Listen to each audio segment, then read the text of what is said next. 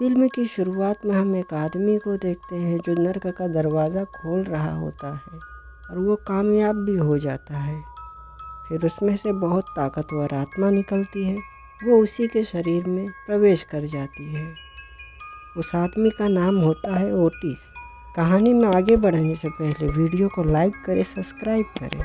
हम अपने मेन किरदार को देखते हैं जो एक पुलिस अधिकारी होता है।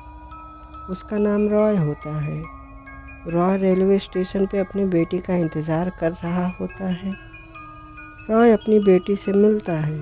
उसके तुरंत ही बाद गुंडे वहाँ पहुँच जाते हैं और रॉय को गोली लग जाती है और वो मर जाता है और वो सीधा RIPD पहुँच जाता है, rest in peace department. Roy के सामने एक लड़की होती है। रॉय पूछता है मैं कहाँ हूँ? वो कहती है तुम स्वर्ग में हो और ये बहुत अच्छी बात है। रॉय कहता है मैं मर गया हूँ, मेरी बेटी कहाँ है? वो लड़की कहती है वो ठीक है और तुम स्वर्ग में ही हो और तुम RIPD में हो और मैं तुम्हारी कैप्टन हूँ। कैप्टन RIPD के बारे में सब रॉय को समझाती है। वो कहती है नर्क से भागे आत्मा और डेडोज को हम वापस से नर्क भेजने का काम करते हैं। कैप्टन उसे शामिल होने के लिए कहती है। वो मान जाता है क्योंकि वो दोबारा से अपनी बेटी को देख सकता है, मिल सकता है।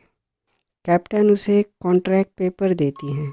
रॉय बिना पढ़े उसे साइन कर देता है अपनी बेटी से मिलने की खुशी में और उसे वापस भेज दिया जाता है RIPD से धरती पे। वो धरती पे पहुंचता है। उसके बाद उसका पार्टनर मिलता है जो एक लड़की होती है। उस लड़की का नाम जेन होता है।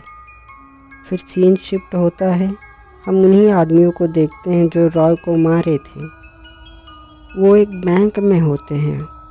वो वहाँ के आदमियों को किडनैप करके ले जा रहे होते हैं अपने बॉस के पास जिसका नाम ओटिस होता है। वही आदमी जो नर्क का दरवाज़ा खोला था। वो सब ओटिस के लिए काम करते हैं। वो कुछ आदमी वहीं रहते हैं बैंक में और कुछ वहाँ से चले जाते हैं।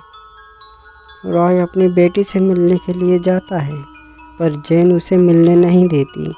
जेन कहती है वो तुम्हें नहीं पहचान पाएगी, हमें दूसरे का शरीर दिया गया है। और हमें मालूम पड़ता है जेन और रॉय को कोई पहचान नहीं सकता और तुम अपनी बेटी को बता भी नहीं सकते क्योंकि वो कुछ समझ ही नहीं पाएगी उस मामले में। रॉय उदास होकर अपनी कब्र के पास जाता है और तभी वहाँ रॉय का दोस्त आता है। वो वहाँ बातें करते हैं और आगे बढ़ जाते हैं।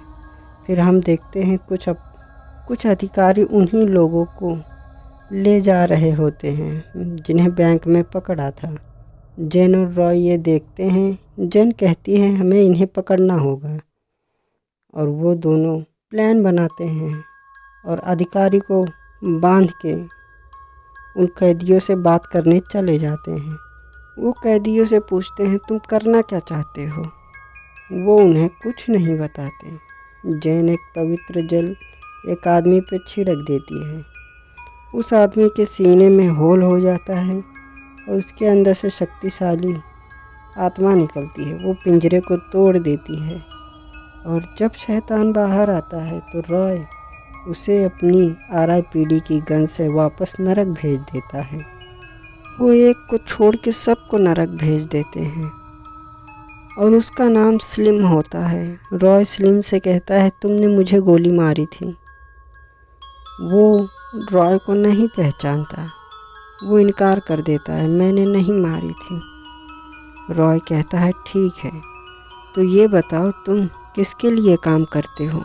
वो कहता है मुझे नहीं पता। जेन स्लिम के ऊपर भी पवित्र पानी छिड़क देती है। वो जलने लगता है। तभी स्लिम के सीने से वो राक्षस बाहर आने लगता है। स्लिम कहता है पहले इसे रोको फिर मैं बताता हूँ। जेन उस राक्षस को रोक देती है। स्लिम कहता है उसका नाम ओटिस है। वो बाकी डेडोज की तरह नहीं है, वो बहुत ताकतवर है। वो हमसे ज़बरदस्ती काम करवा रहा है। हम सब आदमियों को किडनैप करके रेड क्रीड पहुंचाते हैं जैन कहती है, हाँ वहाँ पे एक प्रवेश द्वार टूटा हुआ है। स्लिम कहता है, ओटिस के पास RIPD के हथियार हैं। जैन चौंक जाती है, ये हथियार सिर्फ RIPD के अधिकारियों को दी जाती है। फिर वो तीनों रेड क्रीट के लिए निकलते हैं। फिर सीन शिफ्ट होता है, ओटिस को देखते हैं और उसके साथ RIPD की एक एजेंट काम करती है, वही हथियार ला के भी दे रही होती है। ओटिस कहता है, पूर्ण चंद्र ग्रहण के दौरान नर्क का एक प्रवेश द्वार कमज़ोर हो जाएगा और तब चांद पूरा लाल हो जाएगा, तब प्रवेश द्वार टूट जाएगा। तुम और आदमियों को काम पे लगाओ ताकि प्रवेश द्वार जल्दी टूटे। वो तीनों उस गांव में पहुंच जाते हैं जिसका नाम रेड क्रीड होता है। पूरा गांव खाली होता है। वो एक होटल में रुकते हैं और उन्हें होटल के स्टाफ मिस बेवरली उन्हें उनके कमरे तक छोड़ने जाती है। जब वो पहुंच जाते हैं तो जैन पूछती है, तुम्हारा शहर इतना खाली क्यों है? बेवरली बताती है, ये 1 महीने पहले की बात है। एक आदमी यहीं बगल में पहाड़ पे गया था, वो कहता था वहाँ बड़ा सोना है। सारे आदमियों को वहीं लेके गया है वो आदमी। सब उसकी बात मान के खुदाई करने चले गए हैं। फिर बेवरली वहाँ से निकल जाती है। जैन खिड़की में से देखती है, उसे रोशनी दिखाई देती है। वो कहती है, मुझे कुछ गड़बड़ लग रही है। जैन और रॉय स्लिम को बांध के वहाँ से जा रहे होते हैं। स्लिम कहता है, आप दोनों मुझ पे भरोसा कर सकते हैं। मुझे गलती से नरक में भेजा गया है। मैंने तो सिर्फ चोरी की थी अपना पेट पालने के लिए। रॉय को उस पे भरोसा होने लगता है। जैन कहती है, नहीं, ये इसकी चाल भी हो सकती है, हम इसे नहीं छोड़ेंगे। वो दोनों वहाँ पहुँचते हैं तो वो समझ जाते हैं कि वहाँ प्रवेश द्वार तोड़ने की तैयारी हो रही है। फिर वहाँ फाइट होने लगती है। वो दूसरी तरफ मिस बेवरली स्लिम को खोल देती है। तभी वहाँ एक गैस फैलने लगती है प्रवेश द्वार से, जो गैस निकल रही थी। जैन और रॉय पकड़े जाते हैं। सारे लोग द्वार तोड़ रहे होते हैं।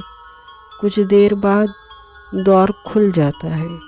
उसमें कई सारे आत्माएं निकलती हैं, इंसानों के शरीर पे कब्जा करना चालू कर देती हैं।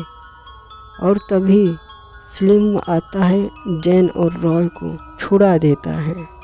स्लिम कहता है, अब मुझ पे भरोसा हुआ? जैन कहती है, मैं तुम्हारे लिए RIPD में बात करूँगी ताकि तुम स्वर्ग में चले जाओ। और कहती है, मैं नहीं जा सकती। रॉय, तुम्हें खुद करना होगा, मुझे आग से डर लगता है।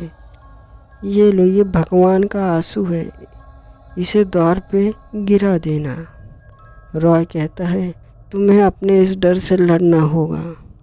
तुम्हारा मन बदले तो आ जाना हमारा साथ देने के लिए। और रॉय चला जाता है। स्लिम रॉय को बंदी बना के ले जाता है। वो एक नाटक होता है आग में डालने के लिए। तभी ओटिस उसे देख लेता है। वो नहीं समझ पाता ये रॉय का षड्यंत्र है। रॉय सबको नर्क भेज रहा होता है। फिर रॉय एक डेडो से लड़ रहा होता है। तभी उसकी गन वो रॉय को आग में डालने वाला होता है। तो जैन आती है, वो भगवान के आंसू को द्वार पे गिरा देती है और रॉय को भी बचा लेती है। तब द्वार बंद होने लगता है और सारी आत्माएं अंदर जाने लगती हैं। फिर द्वार बंद हो जाता है। तभी ओटिस आता है। वो काफ़ी ताकतवर होता है, इसीलिए वो अंदर नहीं गया। ओटिस अपने असली रूप में आता है। ओटिस उन दोनों को मारता है। वो बहुत ताकतवर था। ओटिस जैन को मारने वाला ही होता है। तभी रॉय अपनी सूझबूझ से ओटिस को मार देता है। फिर गांव के सारे लोग वापस आ जाते हैं। इस गांव का देखभाल का जिम्मा स्लिम को दे दिया जाता है। रॉय अपनी बेटी की शादी में भी जाता है। फिर उसके बाद रॉय और जेन दोनों वापस RIPD जाते हैं। इसी सीन के साथ हमारी मूवी ख़त्म हो जाती है। वीडियो अच्छा लगा तो लाइक करें, सब्सक्राइब करें। धन्यवाद।